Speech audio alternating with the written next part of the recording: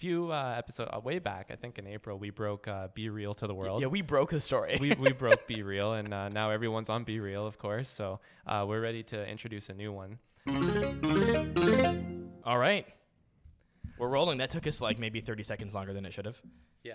Because Storm is not in the producer seat today. We got our guest here, Vic.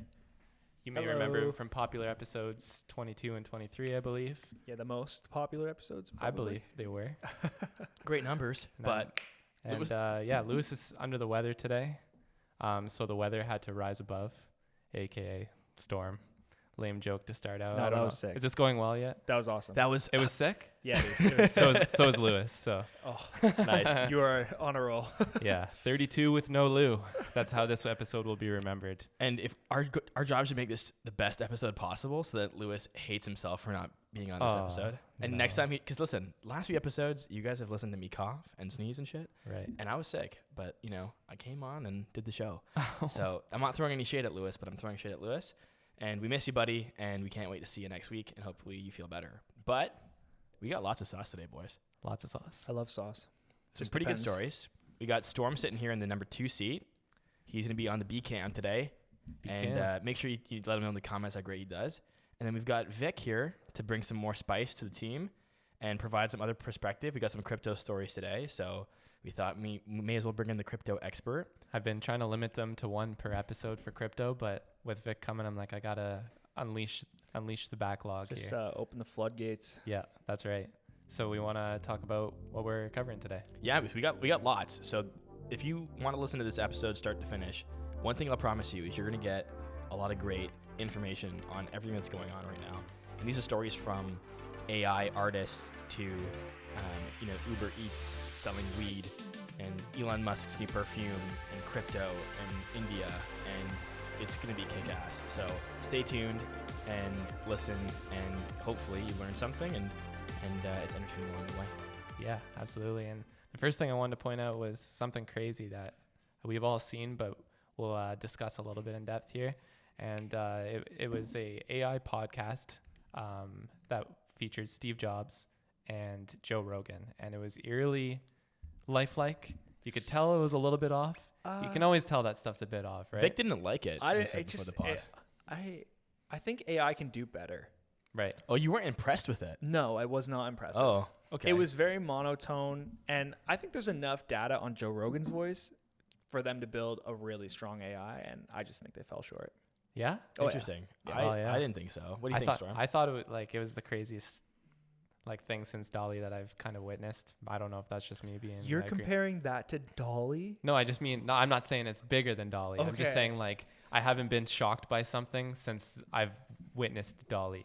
So I think, so here's my take on it quickly. For anyone that hasn't listened, actually, maybe should we listen to it first? Yeah, we'll put it in for the listeners here. It's on Podcast.ai, and here it is. So I'm going to play it for you guys. And on this episode, I welcome my friend who's difficult to describe. I'm fascinated by him, and I hope you'll be too. First time, we've had you on before, but not for a long time. You're like Patrick Swayze and Demi Moore in Ghost. You're a memory from the past. So without further ado, my friend who is difficult to describe and wonderful, and I'm so grateful he came on the show. How's it going? Good to see you, buddy. It's been a long time since I've been on the show. I've missed this. It's always fun. How's it going? Come on, tell me about jobs. It's always good to see you, buddy. I'm so happy you came on, man. Yeah, it's great to be on the show. Your audience is just so different from your normal Apple users, and that's a good thing. It's cool. People who listen to your show are a different group. They're weird. Well, that's good. So you must be a fan of the show then, right? I am. I am a fan. I mean, it's nice to sit back in the car and listen to you rant. I've always liked you. So I think that little segment might not have been the strongest segment between them, but at least you can hear both their voices. Yeah. And one thing to think about here, this is entirely generated by AI. So unlike Dolly, which has the ability to iterate and kind of influence by giving it a couple of prompts and information and asking it to do certain things a certain way in a certain artist's expression, this was just generated. So here's why I think it's impressive. So Dolly's got a couple core computational frameworks, right? So it's the diffusion of images and then taking images from other pieces and then recalibrating and recreating it from scratch. This is stacking a bunch of technology, and I also think the team's significantly smaller. Like, I don't think I've ever heard of this company, like, organization, who made DALL-E again? Like OpenAI? Isn't it? Yeah, OpenAI. Yeah, it's pretty. Right. So we are comparing apples and oranges, but firstly, tech that we already knew and we covered on the pod that was available was this voice emulation AI. So it basically takes a bunch of your recordings, and then Vic, for you, like in your YouTube videos or whatever, you could actually feed it a bunch of data, and then if you made like a slip up in your recording, you wouldn't have to like get the mic out and re-record it. You could just edit it and edit the script. Those tools sound really good. That just seems really choppy. So those tools, you're usually changing a fragment inside of you know what I mean? You're not writing the whole thing. You're just like editing with it. This is entirely generated. So that's one thing, but then there's components to this. So and I don't want to get too complicated. We can go to the next story without boring people, but they're labeling tons of different data. So they have tons of data from Joe Rogan. That's why he's this person that's hard to describe. And, these are all things that he always does. So they probably looked at all of his podcasts and labeled all the different phrases and then found out what he's most likely to say and kind of went with those like very popular phrases and stuff. But then they also did the same thing with Steve Jobs, which clearly you can just tell by listening to it. There's like a lot less data. And a lot of it was like press conferences and stuff, because the way he's like speaking, like his enunciation and shit, you can tell he's like in presentation mode, not conversation mode. It's very presentation. But that's the data they have. Like Steve Jobs, he doesn't have a bunch of podcasts. So they labeled his language and his speech and his patterns and phrases. They labeled the same for Joe. But then they had to, the thing that's impressive to me is how they interlocked the conversations about psychedelics and previous experiences and philosophies and opinions about things. That's really where it's interesting. Like, that's where I don't even understand how they did that, because, for them to do that, the language engine would have to know the abstract of what they're saying so that a person can respond. Do you know what I mean? Mm-hmm. Like, it's different than a blog article where it's written from one perspective straight out. Do you know what I mean? Like, AI can write blog articles now, and they can write about any topic like weed or whatever. Yeah. But this is both. Neural language processing is pretty advanced, though. Like, you can feed Google a sentence and it will break down the sentence for what the substance is rather than the keywords. Mm-hmm. And Google's at the point where it prefers sentences. So neural language processing it's pretty advanced. So I'm not too surprised about that. I guess my disappointment lies in that choppiness of the dialogue, because I know other tools out there do just a better job than that. Like the audio quality. More so just how it felt. So like, welcome to the show. It just felt really monotone. I think Joe's like honestly felt like a couple times. Like, I'll play another snippet.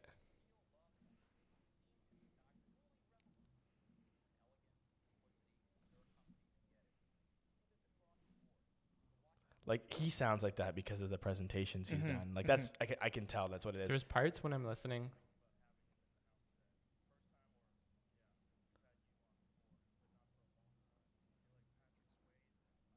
Patrick Swayze. I think somewhere they actually mispronounce Yahoo and say Yahoo instead of Yahoo. I found when I was listening to it that there would be parts where my brain would trick itself for a moment anyway. So there at least they have some moments where I'm like, oh, I'm actually listening to it now. And then you catch it and it's like a game, like back and forth game that way. But it's definitely a fun experiment. Yeah. Yeah. But and to your point, what you were saying, Vic, the understanding the context was one thing. But understanding the context and then retrieving relevant information on the opposing view or the normal human response from the library of things that, like, the fact that they start talking about psychedelics on their own, like, if it was entirely generated, that to me is interesting, because like, it's taking things that Jobs' AI generated and then not just responding to it, but responding to it the way that Joe might have based on his conversation. So it's something that I think this is not the end of all be all. But like, it means that, us right now, we're creating data for someone to eventually bring us back to life when we're dead. Yeah, it's eerie. And when I heard Lewis was not going to make this episode, I'm like, can we reach out to these guys real quick? Just use 30 episodes of Lewis's voice and get him in here. Patch him in that way. But he'll just be doing this the whole time. Just Love Army. Yeah. for sure. But on Podcast.ai, if you, the listeners want to check it out, you can also vote on future conversations as well. So if you want Buddha to talk to Einstein, or what two guys do you want, or human beings would you guys like to hear have a conversation? I guess you need a lot of transcripts, so you'd have to be written, and then you could just pick any random voice. Yeah. If it was somebody that was a long time ago. But I think like Nikola Tesla or someone that has transcripts and stuff would probably be more of someone that's like a philosopher. Like, who's a famous philosopher from like the Greek days? Socrates. That's the first one. Yeah, there we go. Socrates. Like, that would be sick, you know? Marcus Aurelius. Yeah. Because there's so many writings from them. Yeah. They have lots of writings. So you could get their language and it could sound and feel like them, right? For sure. The Bible's like full of data. You could bring back all the fucking disciples. You could bring back all the different writers. Jesus. Can you imagine Jesus AI taking all the New Testament? There it is. Next episode, Jesus and Jesus. You know what? That could be the atheist's argument about the return of Christ. Hey, he's back. He's just in AI form. You know. True. That's what's up next. That would be very eerie. You know. Yeah.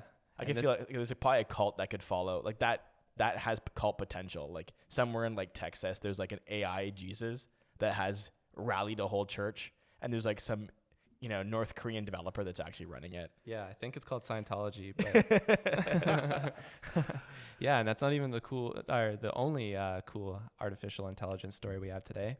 We actually have another one, Ailey. Yeah, so this is Ada, who is a robot. I think it's Ada.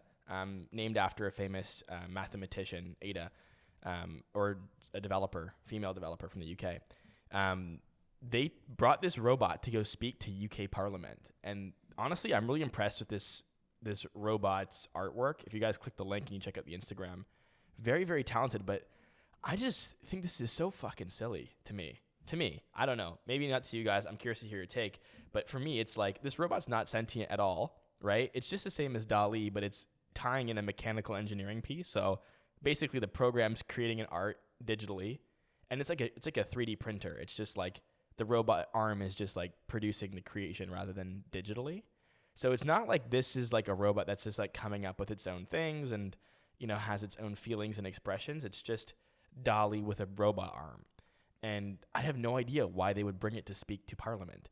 And what pisses me off is like, if you look at the room, there's like 100 people there, all being paid to listen to this robot that shuts down middle of the speech to be rebooted. Yeah, she fell asleep.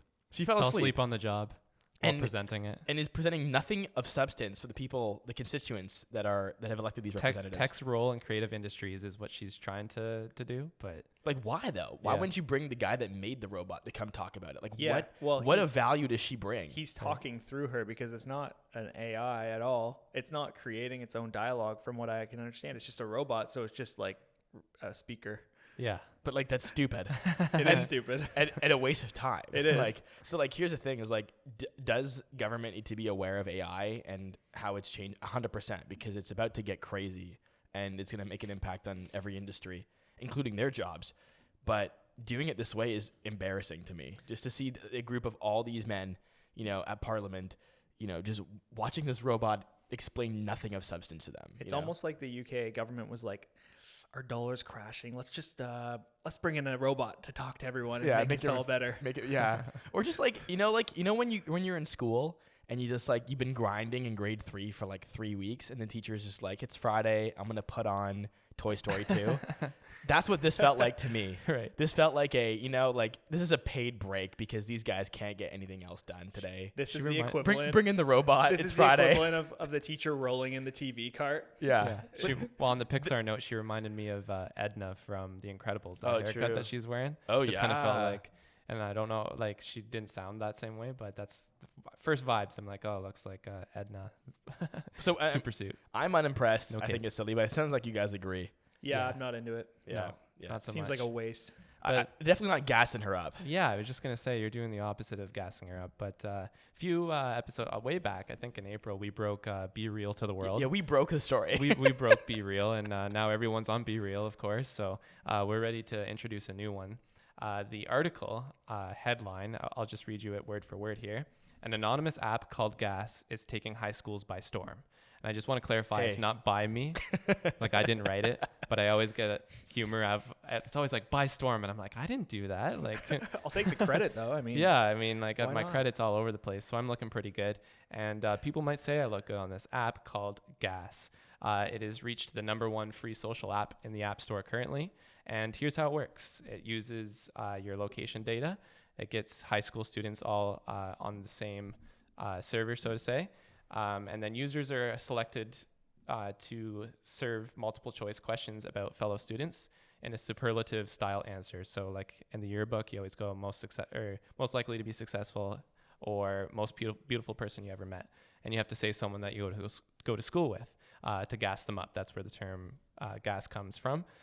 Users are anonymous by default, but upgraded version lets them see who said what about them. So they might bring in a paid element there, like as most apps are doing, or something. That's along actually that. smart, because I think people are gonna be curious, like, who says I'm pretty? Oh Yeah. my god! Yeah. I feel like this is not a good thing, guys. I agree. This is a streamlined bullying platform. You think so, eh? Absolutely. Well, so I don't think you can pick what you name people. So like they give you these options, Yeah. and it's all positive. So it's like, Yeah. name the person in your school who's the Positive best prompts. dressed, the most beautiful, the most likely to be athletic, the okay. smartest. Yeah. And then it's basically gassing people. It's kind of like the opposite of Yik Yak, if you remember, or Yak. Yeah. it was Yik like Yak. Yik Yak. Yeah. Yik Yak was like also anonymous, and it was like school based, but people were just trashing people. Yeah, it was that's free- what I would free imagine, range. right? Because it was free reign. It was just Okay, it was okay. like fucking 4chan level So forums. this is kind in of like school. ad libs, but Yeah. is that ad libs? Is I that the love right Zoom. thing? Yeah. You yeah. fill in the Put blank. Fill in the blank of who Yes. the person is the most Yes. beautiful, right? Oh, okay. But Then that's kind of wholesome. It's yeah, kind of wholesome. Yeah, that's what they're going for. They're going for confidence booster, right? No, Same that's with Be good. Real, right? Be Real is also trying to be wholesome in the way that's like, don't be on social media all the time. Just like be real and take a picture and, be off with it. And I don't know if the term gas, it seems like there's too many like fart jokes that can be made here. Like we could like gassed. Is it like I'm all gassed up? Is that a high schooler like talking about like their morale boost, or is it my smelly uncle after like a Thanksgiving dinner? You know, Yeah. like it's too. They bet on that being relevant for a while. For so, that, yeah. and maybe it will. Maybe they did the research. Here's my opinion. Is that these like Gen Z social media apps are just too kumbaya for me. You know what I mean? Like they're just they're too wholesome, or they don't work. You know, I think they're trying too hard to be, I guess moral or virtuous, and instead they are doing something I think which is worse, because the girl that's getting gassed up right now on Instagram by all of her friends who are being like, "Queen, you're slaying it. Oh my God, you look beautiful." Now it's like the redistribution of wealth, but instead it's the redistribution of vanity and compliments, because what's going to happen is that, your friends that were telling you on Instagram that you were gorgeous, well, you're not by popular vote. And all year long, every single week, it's going to be Britney who's the prom queen, who's winning it.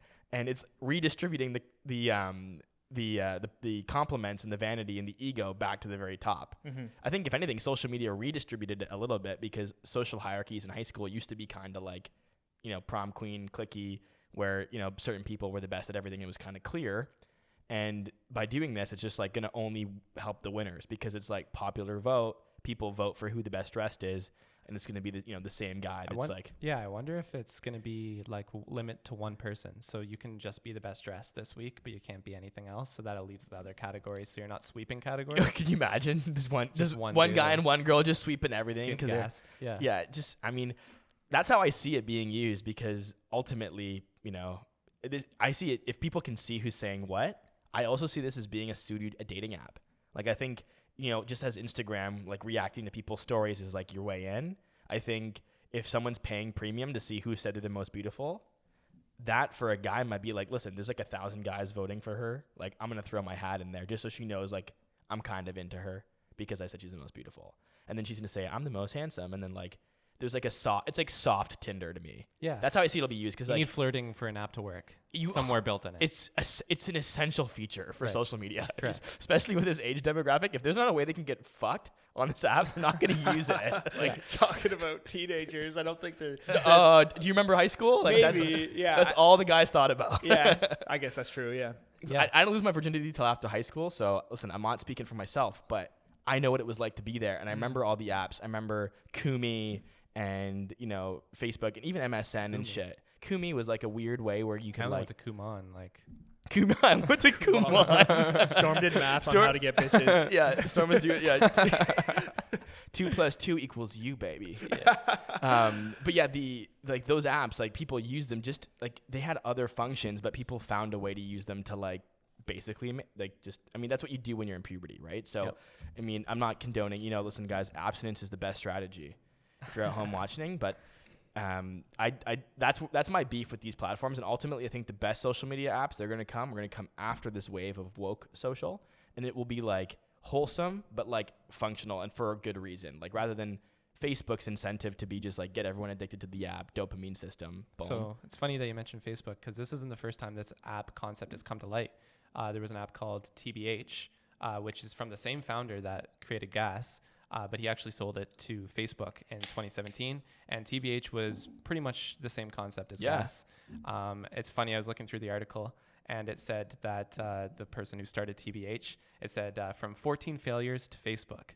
So talking about how he broke through the failures to Facebook just for Facebook to shut down TBH a year after the acquisition. But he sold it, so he that's sold. a success. He got the bag. He succeeded for sure.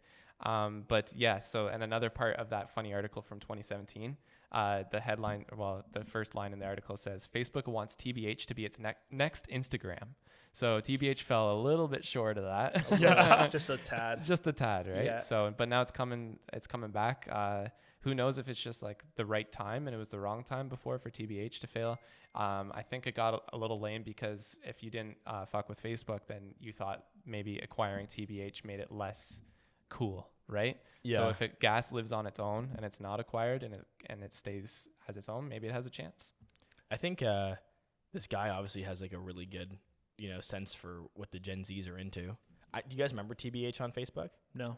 So I used all the time on my feed. Basically, I don't know if it was the app or just people doing it. Must have been inspired by it because it was around the same time. Yeah. Right, that people's TBHs were showing up. People would be like for a TBH, and then you would I like it, remember and then they would just write on your wall to be on. And the thing is, that app didn't restrict it to positivity, but like you weren't going, to be honest, like you're too short and you smell. You know what I mean? It was like, always like some random girl being like, to be honest, you're funny, but I don't really know you. that's literally what it was. Like I said before, as all these things need, it was an opportunity.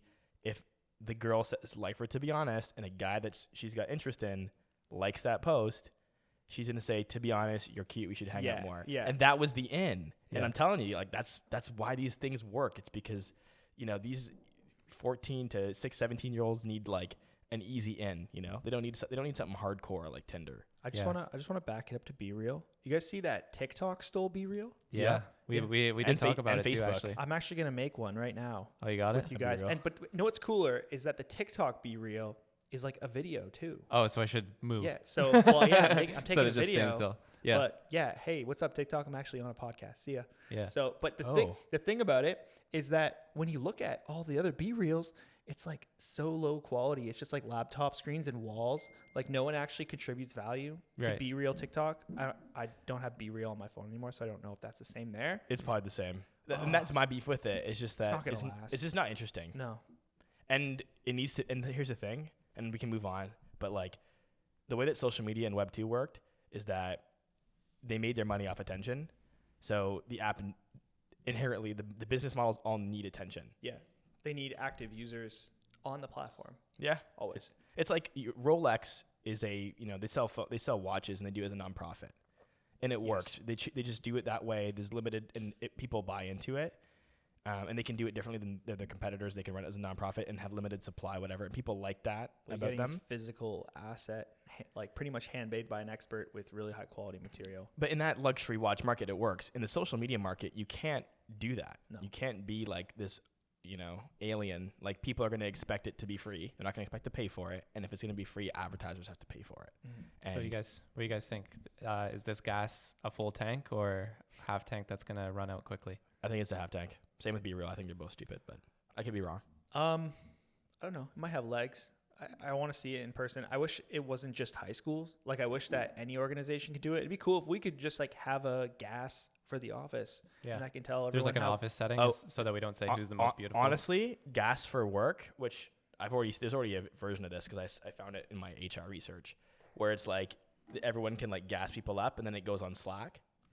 Like that's cool. Yeah. That's cool. That's where I can see it expanding outside of high schools, but I think they just picked high schools because it's a quick starter demographic, right? Yeah. And they also decide what's cool, right? But yeah, do you know where you can find a lot of gas? Out in the solar system. Nice. And that brings it to you. Yeah. So I mean, I got 2 stories from space today. The first is that Far out. Yeah. These are. I mean, the first one, Japanese lunar company iSpace, which I think is funny. We were just clowning companies that make companies like last week or week before that. That we were. Just because like there's so many companies that just put the letter I before their name. Anyway, they aim to launch the first cargo mission to the moon next month, and they're doing it via SpaceX rockets. I mean, when I first thought about Elon Musk doing the SpaceX thing, I kind of just envisioned him like colonizing the moon and Mars himself. But this is like SpaceX becoming the Boeing of private space, and it's not even them going there first. It's like some random Japanese company. So, I mean, apparently there's a ton of missions that are already scheduled from different countries and different companies. They're all going to the moon. So like, I think in the next few years, we'll see like a ton of activity on the moon, and people will get excited about that again. 'Cause it's been like forever since we've done anything there, you know? Mm-hmm. This is true. Well, we've never done anything on the moon. Potentially. Depends on how deep you want to go. Tinfoil hat time for the short. Right. Hey, here's this for a tinfoil hat. What if Elon's actually an alien? I mean, I could see it. Yeah. That's why he knows how to build rockets. I don't know. Just saying. Yeah, he was pretending it was like this like serendipitous idea, but he was just like, this is silly. These rockets are supposed to be self-landing. Yeah. Yeah. I guess it exploded today. Uh-oh. Guess we got to pretend for a little longer. The first one can't land, or else it'll be too obvious. So let's just crash the first 2, and then coincidentally, when I have no money left, my last rocket will land, and I won't go broke, and instead I'll be the richest person in the world. Oh, I figured out how to make rockets. Yeah, either that or he's from the future, and he's just like come back to present time, and he's just like stealing ideas like that other people did, and he's just doing them all now. He's like, oh yeah, electric cars are just around the corner. Let's just beat them. Let's just get there 10 years earlier. Yeah. And then, I mean, whatever. I could see it. The other story, speaking of crazy people, and Elon Musk is actually helping our friend from Hollywood, Tom Cruise, do a real spacewalk outside the International Space Station for a $200 million movie. How fucked up is this? Tom Cruise is a G. Dude, this is the first time ever that a movie will film a scene in space. Yeah, man. Only he did that whole what was that movie that just came? Top Gun? Top Gun 2. Yeah. He did that whole Top Gun 2 movie. Flew his own jets, bro. Yeah. He's a badass. Yeah. And you know what? I don't think he's getting enough badass credit. I agree. Like, because people, the Scientology dampens it, and that's why people. But like, and it's because he got kind of old, and people are like, he's old now. And then he came back. No, he's a badass. Yeah. I mean, I just never put him on my list. If someone was like, yo, top 5 badasses in Hollywood, like I'm putting Dwayne The Rock Johnson above him. Before I was. He's such a, I feel like he's soft, low key. Dwayne? Yeah. I mean, I wouldn't even. But he's The Rock. Yeah, but that's the thing. It's the name. It's I'd like brand. you to say that to his face. Yeah. I would never do that. You're soft, low key, Dwayne. You're soft. Are you looking up or are you doing the neck thing? I do the neck thing and looking up. Right. Sign of dominance. You expose your neck. Oh, really? We talked about that on. Circle back to an old episode. That's like an ape's way of saying like, you can take my neck if you want. I'm not scared of you. It's also kind of like a nightclub asshole way of doing it too. That's what we're talking about. That's where it comes from. Because apes do that. And when those nightclub guys do it, you should ask them, yo, dude, why is your neck up like that? And they're like, I don't know. And you'd be like, it's because primates show their neck as a show of strength to show that you're not threatened by the opponent. You're acting like a literal monkey right now. And then they'll go, damn, dude, okay. And then they'll just like make up with the guy. They won't do that. They won't do that though. They'll be like, yeah, I'm doing it because I'm going to knock you out, bro. Like that's like literally their reaction. Before you make that comment, check their race. Don't just call every one of them. Like, if it's the dudes at the club, I'm thinking about or you probably should. True. Storm was like 3 words away from getting canceled right there. No. I'm saying that we don't want to. We don't want to. But Tom Cruise. So like this guy is going to space. Yeah. The guy that directed the Tomorrow War or whatever, where like Tom Cruise keeps dying and going back in time and getting to redo it. It's a pretty cool movie. Pretty good. Me and Emerson liked it. They're directing this film. Not much has been leaked about it, but they're spending $200 million on the movie, which is a pretty big budget for a non-franchise film. And how are they going to be trained at NASA? Like SpaceX how expensive is a rocket to space? Well, think about it. He already is a fighter jet pilot. Like, what's the True. difference? True. He's close. Yeah. He's close. Right. I agree. But like, he's also doing a spacewalk, meaning he's gonna be like just attached to like this cable, doing a literal flight mission. It's actually amazing. Why wouldn't he CGI that? Think about like actors getting into acting, right? Imagine Tom Cruise getting into acting and someone from the future coming and be like, if you stick with this career, you're going to go to space. Yeah. And It's so- not what you what would would he never say? think. Yeah. It's unreal. And he doesn't have to do any of these things, but he's so committed to the bit. I actually have a few like little fun facts about Tom Cruise. So in Mission Impossible, there was a knife fight and he had a real knife a 1/4 inch from his eye, and they practiced it by securing a measured wire to the knife so the guy could go like this, and he kept his eye open as the knife came to his eye, and it was literally right next to his eyeball. Jeez, And like this- that Kobe gift where he doesn't flinch when the ball is being batted. Literally. Tom Cruise did that. for Tom him too. Cruise, that's what I'm saying. This guy's a badass. He's like Wow. one flinch, one mess up, and Tom Cruise's eyeball gone. He climbed the Burj Khalifa, right?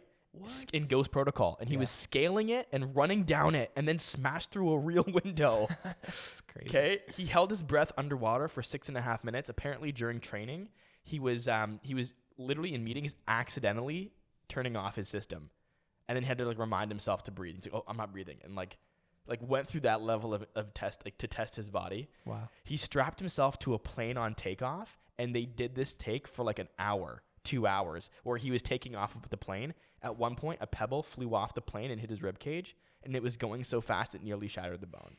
A pebble. He's on a plane. I mean, he's strapped. He's secured. But he's on a plane. Why is he low key the David Goggins of Hollywood? He is. This is even more than that, dude. This guy's like a stunt devil. Last one. This one blew. I don't even know if this is real. Maybe fact check me if you're listening. Apparently, he was piloting a plane in a movie. And in the scene, he's piloting this plane, and then he has to abandon a bunch of drugs. So he like opens the hatch and he dumps all these bags of drugs. So they let him fly the plane, and then they're just like, sure, we'll just let him abandon the cockpit in mid-flight and start throwing drugs out the fucking hatch, and then left the plane unmanned. So even though they're filming him with like ditching the drugs, they didn't actually put someone else to go and fly the plane. He was in the plane with a camera guy and literally did this. For real. Wow. And didn't crash the plane. Left the cockpit. And it wasn't like a big, passenger plane. It was like a little sketchy jet, Like So what I'm hearing is like 150 million of this budget is just going to insurance. probably. Yeah, true. And how are these camera guys going to prepare to even film this up? I mean, Like, that's scary too. That's a crazy part. Because you went to film school and you're holding the camera, and next thing you know, Tom Cruise is just like, imagine the director didn't tell the camera guy that Tom Cruise had to like leave the cockpit, and he's just like, bro, what the hell, man? What are you doing? Why aren't you at the cockpit? Why aren't you flying this thing? But he stays in, and that's the last thing is that he did all these things while staying in character.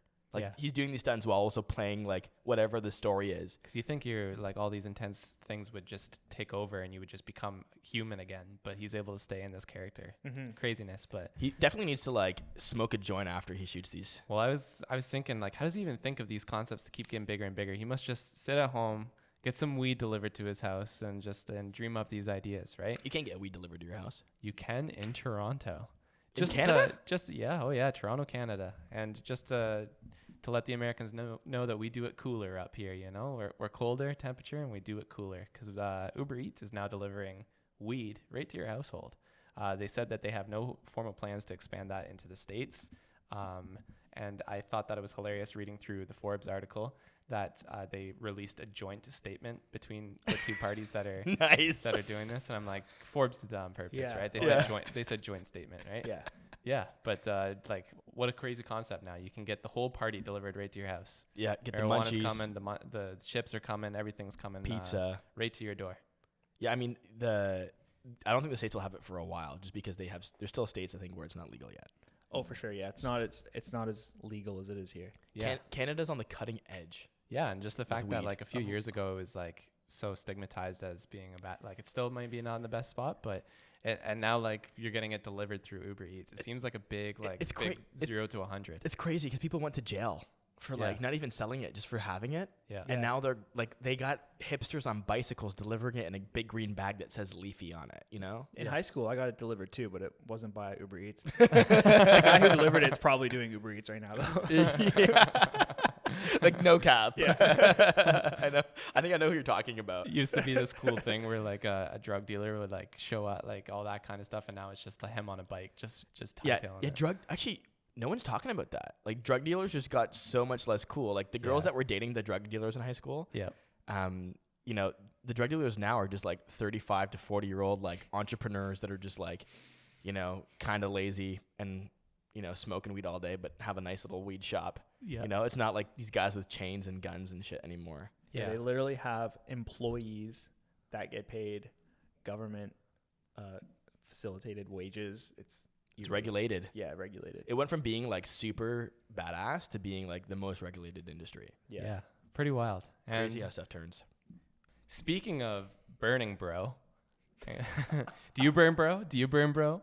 Well, we have another story about burning. Yeah, the man himself, Elon Musk, is selling a fragrance called Burnt Hair, and I think he made like $3 million selling 30,000 bottles Just of this crazy. burnt hair perfume. The one thing, I mean, I've actually said this before. His name is Elon Musk. He needed to have a Musk fragrance. I always wanted to buy Elon's Musk. Yeah, Musk for men. You know, I can see the commercial. It's just like him, like with rockets and electric cars, and like he's a badass. You know what I mean? But what's with the burnt hair? He didn't.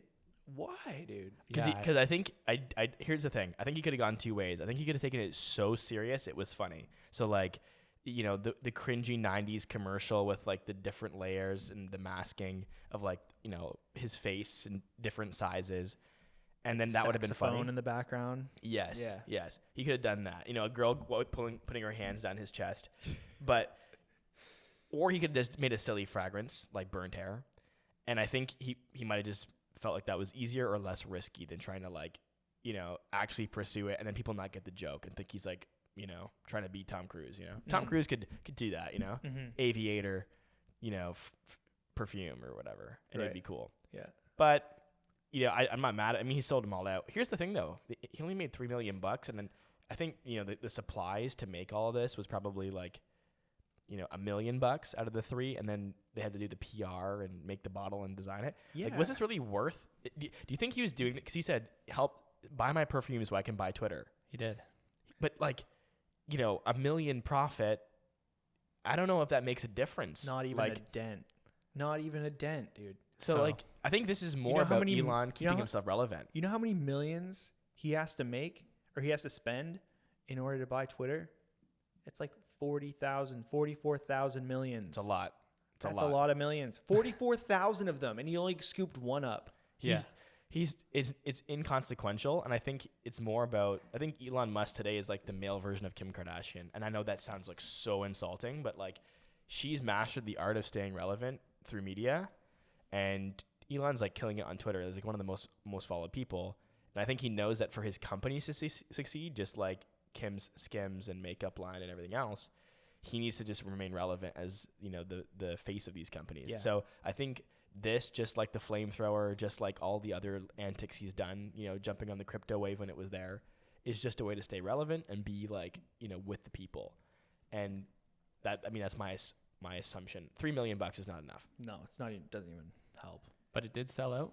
And now his bio says perfume salesman, so I guess he's all in on perfume. I love when people call him in like articles Twitter influencer. Like they just ignore all of the amazing things he's done, and they just go right to a Twitter influencer. What are they gonna call him though? Because I think his official title at Tesla now is like Tech Master or something like Techno that. King. Techno King. Yeah, like.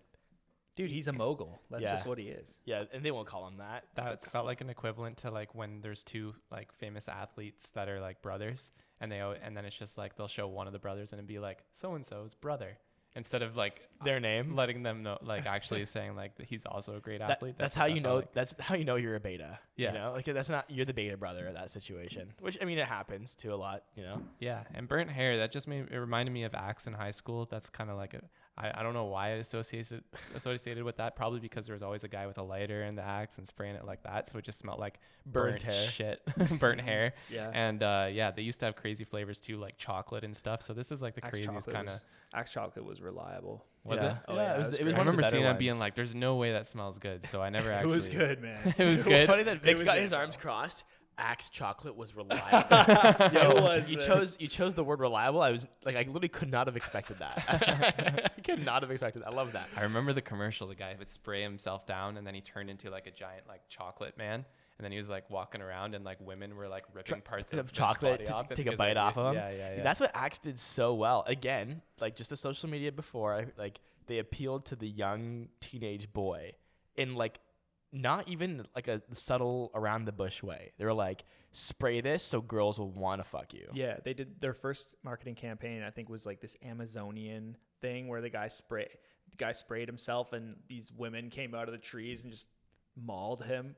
And I remember seeing that in a movie theater, and I was like, it was one of the commercials. I was like, what is this for? They didn't even really say And what it was about. you know it's silly, but then it works at a subconscious level. Oh, yeah. Because you're just like, oh, like you. And here's the thing: you don't know enough to ask, like, hey, girls, like, what kind of fragrance would be dope for me to wear? Like, you're too insecure to ask that, so you're just like left in this like bubble of, I guess I'd go with Axe because no one else is telling me that their bodies, but like Dove for men is not telling you you're gonna get a ton of girls. Like, No. what were the other competitors? Like, I remember, there was the Old Spice, Old right? Spice. And like they did a little bit of that, but it wasn't anything close to Axe, right? So anyway, Yeah, and it's always all for getting the digits, you know. But now you might need even more than just a phone number, because video calls are coming a long way. they're going 3D. And if you guys have seen have you guys seen Google's Project Starline? These 3D video calls. I haven't seen it. It's astonishing. Like, it looks incredible. I saw the demo like many months ago. I felt like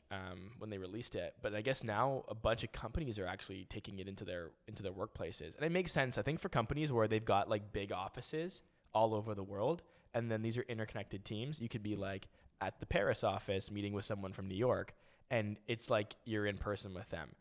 I don't want to get too into the technology because obviously our listeners can't see it, but basically it's like you're able to see them in true scale. So like the actual, like rather than when you're in a Zoom call, everyone's really small. In these booths, the person is like the same size as you. And then the second piece of it is that they're 3D, and the image is captured from all angles. So you can see like the way their clothes like falls off their body and the shadows and the little nuances you can't get over Zoom.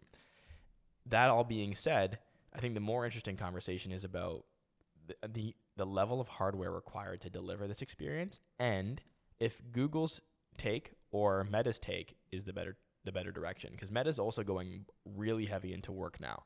So that was like the big piece of their last conference. They are not building this big hardware. They're trying to put it on your face and make it facilitate the same experiences. Do you guys think that this sort of contraption or Meta's more accessible, lower cost, but lower quality will end up winning this, like, virtual meetings for work? This, hands down, this all day. Really? Yeah. And the reason why is because even people who work at Meta, who were pretty much forced to wear their headsets in True. meetings, didn't show up with their headsets. They didn't want to be in the meetings with their headsets. So even the people working on it are like, this is Don't like dumb. it. This is so stupid. I don't want to be just having little screens strapped to my eyes all day. This is real. It's real life. Still, I don't have to wear anything on my face. I don't have to use a headset or headphones or anything. It's just I'm there. You're in front of me. You're a hologram, but you look and feel real. There's dimension. I assume their sound quality is going to get better, or it's high quality already. The thing is, though, this is just the start. This is the starting point. And think about how far computers came in such a short amount of time. Computers used to be the size of this office for something 1,000 times less powerful than what we have in our pockets now. So I feel like this is the future for sure. I will agree, but what do you think, Storm? Yeah, I think just you brought in the price points as well. So there's probably room for them both to exist in the short term.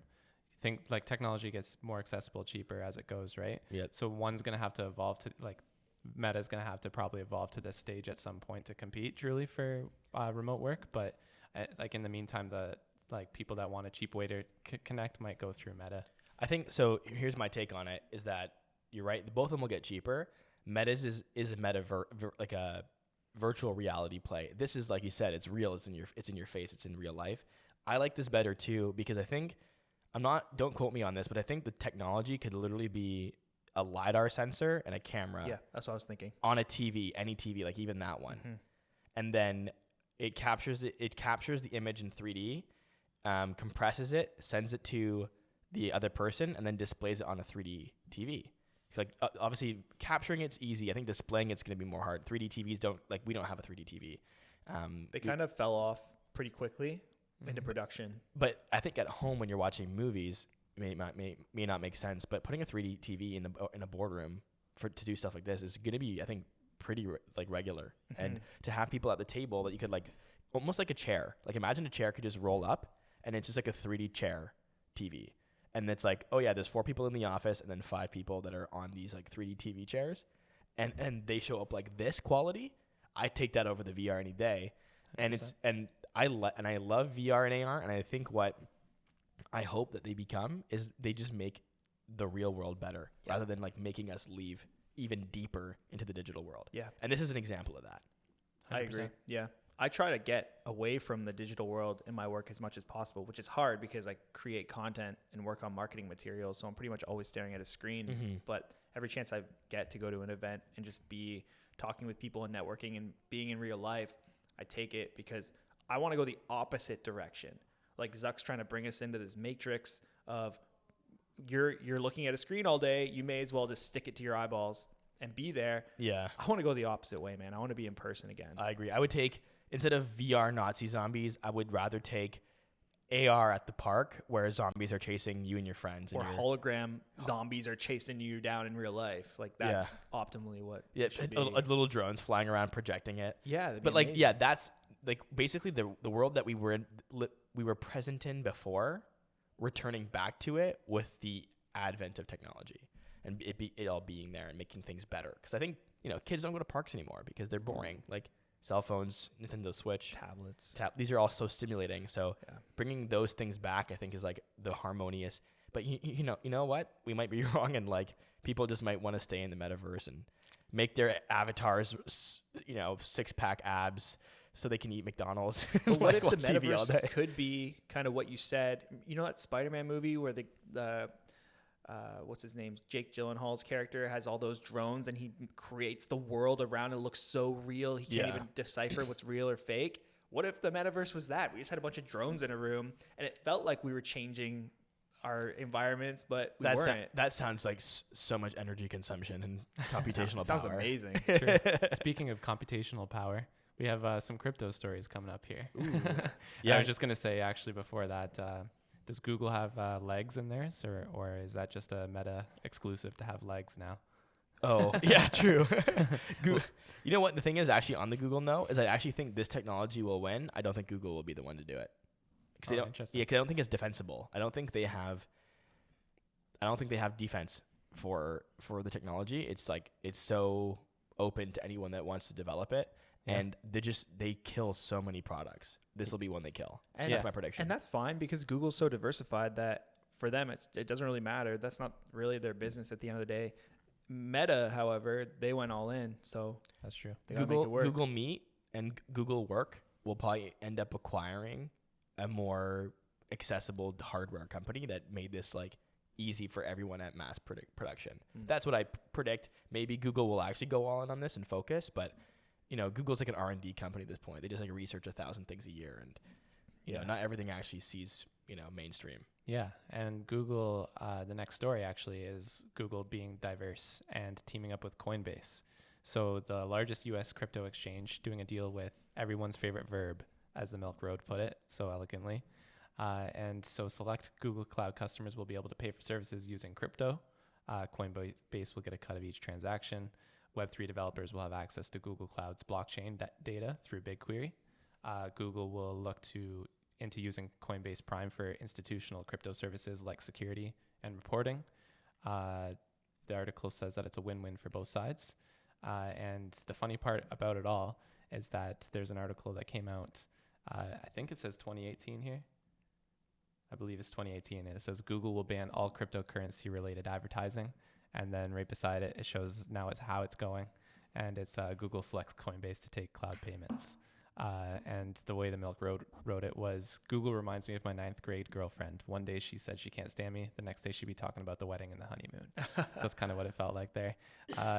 First take from you, Vic, I guess. Like, what's a partnership like this, a big partnership like this? What does this mean?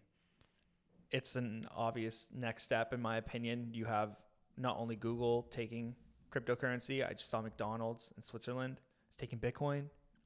More companies and institutions are going to rely on cryptocurrency because honestly, it's just like cheaper. You pay less fees, especially on big transactions. It just makes sense. It's the next step. I just don't believe in the current financial system, and that's why I'm so deep into crypto. And clearly, Google agrees at this point. They've also you have a screenshot of it in the notes here, but they've also added the Blockchain Explorer right into Google as well. So now instead of going to Etherscan or some other website, Block Explorer to examine a wallet or a transaction, I can just plug it right into Google. That is so sick. And you can see they even have their own module for it. This is where the world needs to go, and it will go naturally. You'll see more things like this happen. It's happening at an exponential rate. So I'm not surprised, man. I read about stuff like this all the time, and this just makes sense. Yeah, and I actually see you mentioned Etherscan. Etherscan does power that result that pops up on Google too. Yeah, so it's kind of like from a reliable Wikipedia source or IMDb. It's like an integrated piece there. Yeah, that's just an Ethereum wallet address. So it would be from Etherscan. But if it was a Bitcoin address or like maybe from something else. Yeah, exactly. Be from like or BNB or Polygon or something. It'd be from there. The reason I think Google banned cryptocurrency related advertising is because it was so scammy and it was just too much of a wild west. So it made sense why they banned the advertising. I don't think the people at Google had any like adverse position with cryptocurrency. Just as like a point to the 9th grade girlfriend who is honestly bipolar, and that's why they're changing their opinions. But Google here is just, I think, playing the safe game. I think they banned the advertising for cryptocurrency projects because it wasn't really responsible to do that. And it would allow so many projects to access so many customers through the YouTube ads, through Google search ads, through display. But I think there's actually more. It's more than just people getting, crypto becoming more mainstream. I think the big thing they said was select Google Cloud customers will be able to pay for services like using crypto. And to me, that's maybe the biggest reason they did this because, with AWS and Azure, Google's kind of like in third place when it comes to cloud services. And one of the biggest booms I've seen in development has been the crypto space. So being more friendly to blockchain developers and, allowing them to pay for stuff with crypto is their way of probably getting an advantage for those kind of customers that are building apps. And we're going to see so many, what do they call them? dApps? Yeah. Why is that dApps? Decentralized application? Yeah. So there's going to be tons of these dApps and different crypto projects and blockchain projects that are being built. And they know that. And I think this is going to give them a little bit of an acquisition advantage on all those projects. So I think there's a business strategy there too. A dApp is built on a decentralized application is built on a decentralized network like an Ethereum. So there's intermediaries though. On some blockchains, the nodes are hosted on AWS or Azure. Like they host the nodes there. So like Solana is one that is controversial for that. A lot of different of the actual nodes that run the network are just like at Amazon. So, but then other ones aren't. So it stays decentralized, but people are leveraging that to create nodes because it's an instance. It's like a computer. But the organization takes and again, I'm not an expert on this, but takes the blockchain technology and then builds apps that are like powered by these blockchains. And then they still need to use these cloud computing services. So like the one that we actually have a story in a minute about another company, and they use AirChain. Do you know what AirChain is? AirChain? AirChains. Basically, it says build and deploy and grow your dApp. The tools give you, cover a large portion of services that developers would normally have to build themselves, but don't really want to. And it works with Avalanche, Ethereum, Polkadot, Polygon. So is that just like kind of pre-built code instances that people can use on those networks? Yeah, and just like application layers, like interfaces and... Yeah, it seems like kind of like templates almost. I'm not familiar with dApp development. Like I'm not a developer. Yeah, we'll get into it. Once I tell you about that story, we'll get into it. But I mean, is there anything else that you guys want to mention about this? I think it's probably just it's going to be smart. We'll see in like a few years how much market share they capture because of this move. I think there'll be a bit. I don't know if it'll be enough to get all of them, because at the end of the day, you're not going to just choose a company because you can pay with crypto. You're going to choose AWS if it's better or whatever else. Yeah, but AWS is leaned on by a lot of blockchain developers. They also have a blockchain service on AWS where you can build your own blockchain right from AWS. It's been there for a couple of years now. So if anything, maybe it's not a competitive advantage. Maybe it's just them staying relevant with the competitors. I really feel like it's a transactional piece more than anything, because that's the use case of crypto. It's not to hold it and make money off of it going to the moon and betting on meme coins and stuff. It's actually because it's better money, really. Yeah. And speaking of the NFTs, crypto, there was the third largest NFT sale ever over the weekend. Is that true, Storm? Yeah. Like, how big was this sale? Actually, I didn't see the number. 175,000 USD. That's the biggest. Third biggest. That's the third biggest NFT In a sale? single NFT? I don't know. I feel like that's cap. I feel like that's totally I thought there was like some apes and shit that sold for like hundreds tons. of thousands. There's millions. Yeah, that does seem. I don't know if I feel like the headline's cap, but this still is very interesting, because they've actually sold a house, a real house, through an NFT. Yeah, because look at the Beeple collection was like $69 million. Yeah, insane. Okay, Yeah. so I don't know where this came And from. all these crypto punks are like in the Maybe not 11, 10 million. Like, Yeah, CryptoPunks are expensive. Apes are expensive. the merge was apparently okay, that doesn't 91 actually million. feel. Yeah, so 91 million. So like, actually, it wouldn't even make the top 25. This one. Oh, not even close. But it's Close. It's mind close. you, it's still really dope. yeah. Maybe it's the most expensive like property NFT. I don't know. But here's the thing. It's like a house that's you can buy as an NFT. And you can put it on OpenSea, like you have a crib. That's kind of epic. Yeah. So. Oh, maybe largest as in like physical size. Oh. Well. There could be other things that were sold as NFTs that were bigger than the house, but maybe not as big. Tokenizing real world assets is becoming super popular.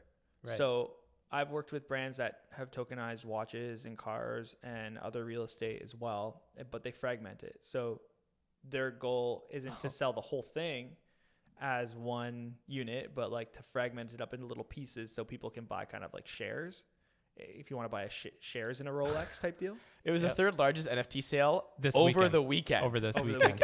Yeah, I just found it too. Yeah, realistically, bad, yeah. there's like 10,000 I read apes. it wrong. It was written the right way. There's But like I also thought of it the same way. Yes. Sorry, go ahead. So there's like 10,000 apes. There's like 10,000 CryptoPunks. So Yeah. even for it wouldn't be even. But like, this weekend, it was the third largest. Saturday, Sunday, this past weekend, it was the third largest. So it's somewhat notable.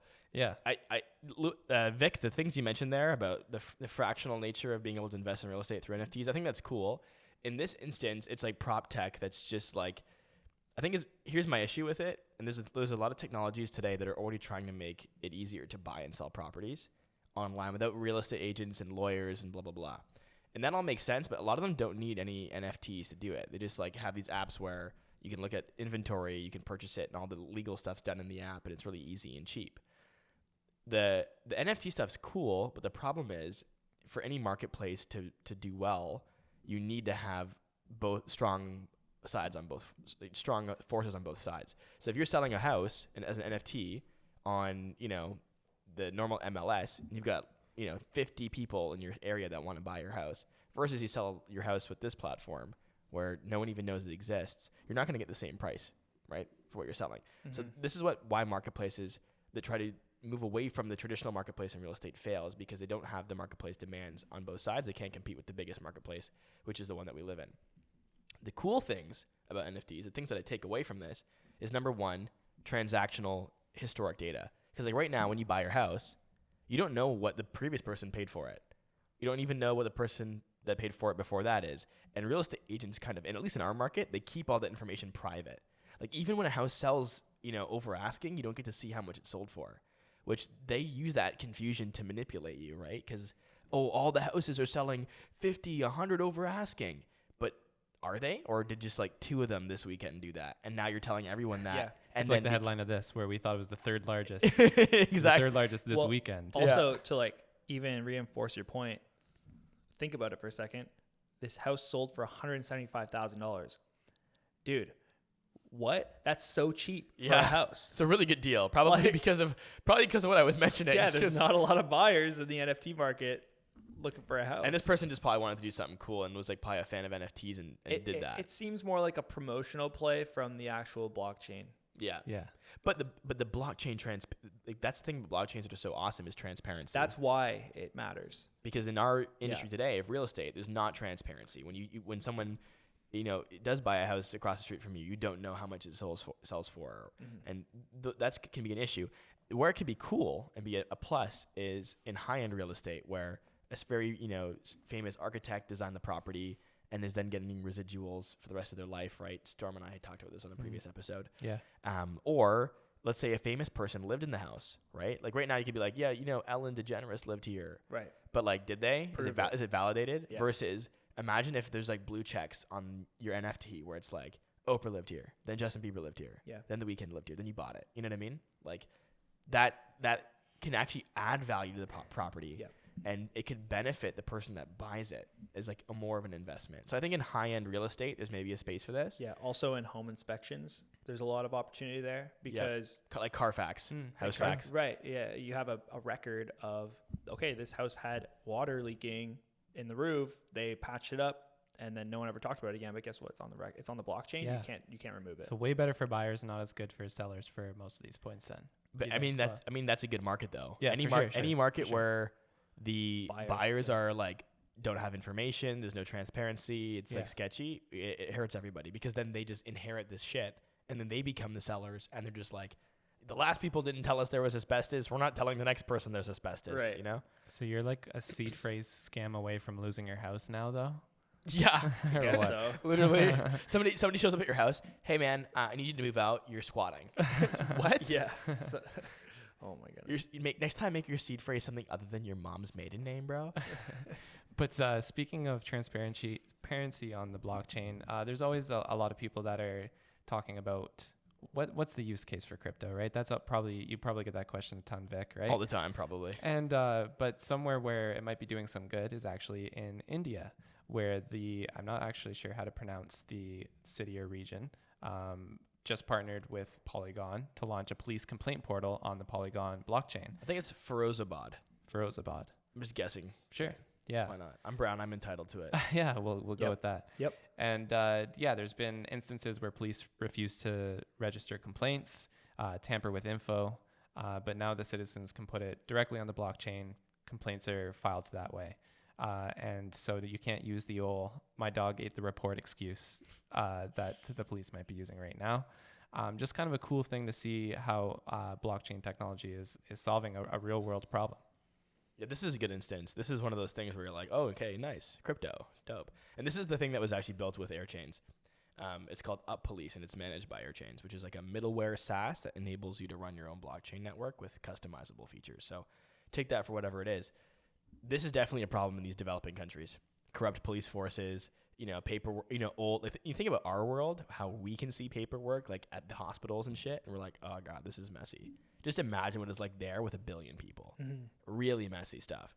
And they don't have the financial backing to put enough public servants in there to manage it.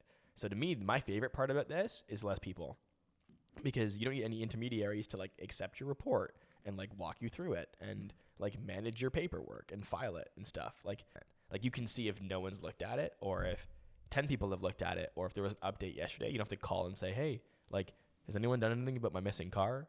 Like, you can just see it in real time.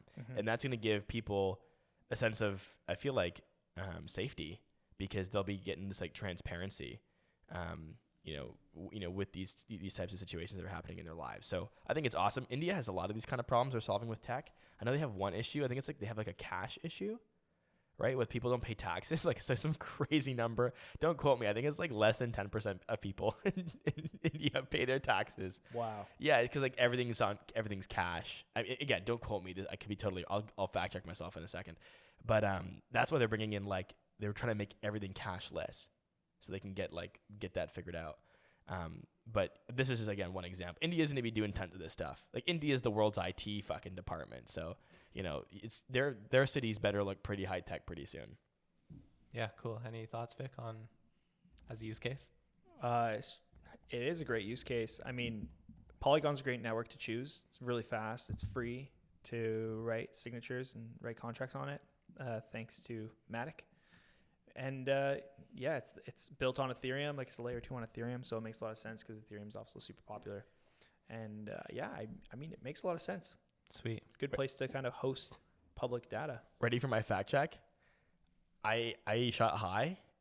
1.2 billion people, 3% of them pay taxes. Wow. Income tax. That's wild. Now here's the thing. 400 million are simply too poor to pay taxes, Right. which is such a big number. That's scary.